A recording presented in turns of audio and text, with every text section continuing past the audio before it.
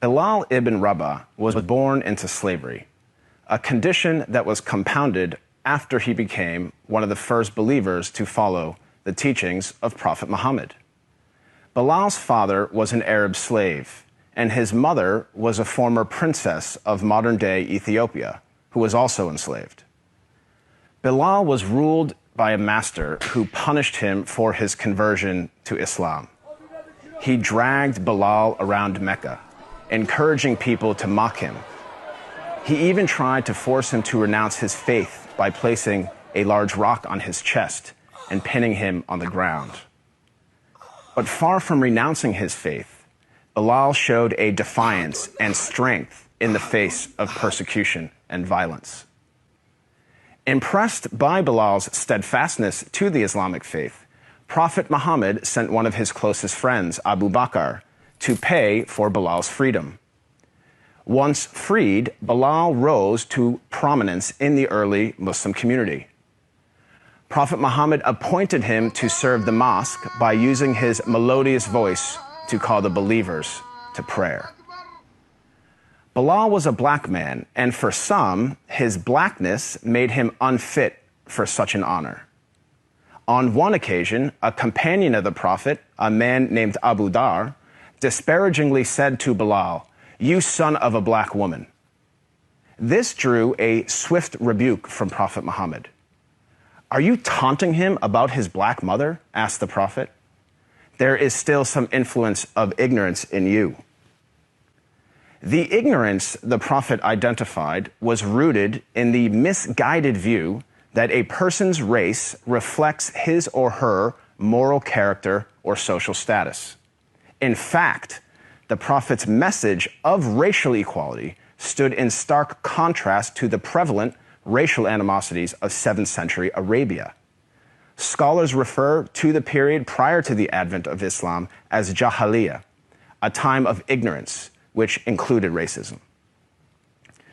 Arguably, Prophet Muhammad was the first person in human history to declare, in no uncertain terms, that no person is above another by virtue of race or ethnicity. This declaration is crystallized in one of the Prophet's notable speeches, his last sermon, as it is known, which was delivered on Mount Arafat in 632 AD. In that sermon, the Prophet unequivocally condemned racism when he said, "All mankind is descended from Adam and Eve. An Arab has no superiority over a non-Arab, and a non-Arab has no superiority over an Arab. A white person has no superiority over a black person, nor a black person has any superiority over a white person, except by piety and good action." Ever since then, Prophet Muhammad's teachings on racial equality have inspired human beings to strive for racial equality and justice for all. Consider the life of Al-Hajj Malik al-Shabazz, more commonly known as Malcolm X, the black Muslim civil rights leader who battled racism in the 1950s and 1960s. After performing the Hajj, or Islamic pilgrimage, to the city of Mecca, Malcolm wrote his famous letter from Mecca, in which he said, "There were tens of thousands of pilgrims from all over the world. They were of all colors, from blue-eyed blondes to black-skinned Africans.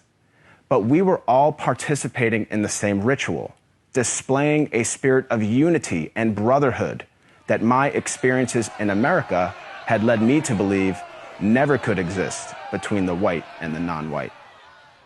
He added that he had never before seen sincere and true brotherhood practiced by all colors together, irrespective of their color. The Hajj for Malcolm represented a shift away from racism and towards racial equality. The teachings of Prophet Muhammad encouraged all people to strive towards anti-racism, which is quite different than simply non-racism.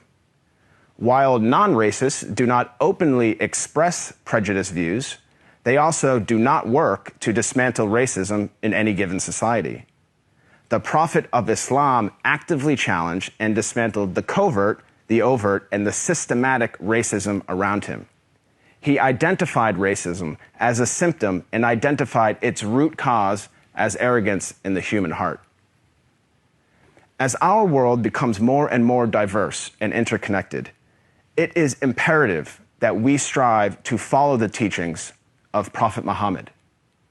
I am not a Muslim myself, but I have to say that I am deeply inspired by the anti-racism of Prophet Muhammad, because he showed that a person is distinguished over another not by race, but rather by the quality of one's character and conduct. I am Craig Constantine for the Amir Stein Center.